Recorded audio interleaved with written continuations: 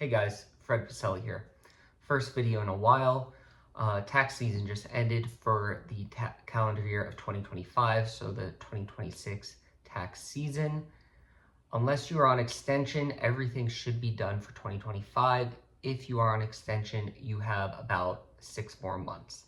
So I just want to touch base and give you guys some updates on two new items that are going to be affecting the 2026 tax year. It's mostly going to be applicable to individuals, and it's going to help out the individuals that own businesses. So the first thing I want to touch on is going to be the new change to charitable contributions and donations. So historically in the past, you'd only be able to take advantage of charitable contributions or donations if you were itemizing. That is now going to change starting in 2026. Now you're going to be able to deduct up to $1,000 if you're single or $2,000 if you're married filed jointly related to charitable contributions and donations. This is if you are not itemizing and taking the standard deduction. So now you'll be able to do both, take the standard deduction and deduct some of your charitable contribution. In the past, what I've seen ends up happening is people will donate to a church, a government organization, or a college throughout the year, but it won't quite surpass the amount of their standard deduction. So it ends up not being deducted at all because it doesn't make sense to take that deduction over the standard deduction amount. Now you'll be able to at least get a little bit of that deduction in your 2026 taxes. The other main one I want to talk about is going to be now mortgage insurance premiums is going to be tax deductible. So this is going to be an itemized deduction that's going to be included on Schedule A of the 1040.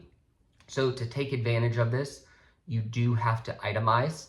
So that means your mortgage insurance, your mortgage interest, your real estate taxes paid, your sales tax paid, your medical bills, your charitable contributions, all have to be greater than the standard deduction amount for you.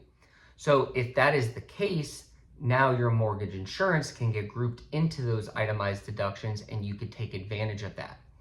The average mortgage insurance premium is roughly around $80 to $150.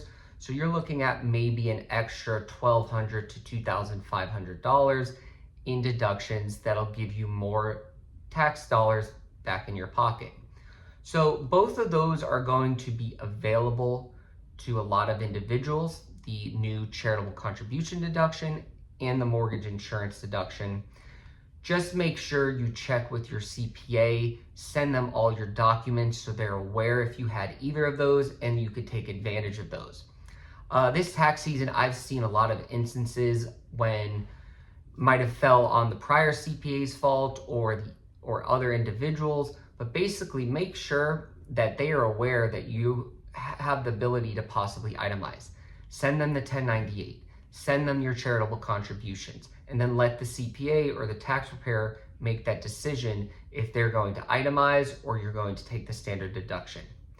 A lot of cases, the standard deduction will be the default, but it's always worth exploring the other options because every deduction taken is an extra tax dollar or pennies, whatever it might be, back in your pocket. Thanks.